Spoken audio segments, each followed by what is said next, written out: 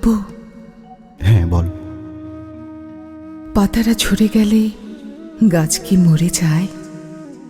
না, কেন? বলছি, তার আগে বল, ফুলেরা ঝরে গেলে গাছ কি ফুল ফোটানো বন্ধ করে দেয়? কোনো কিছু ঝরে গেলে, চলে গেলেও কোনো কিছুই থেমে থাকে না।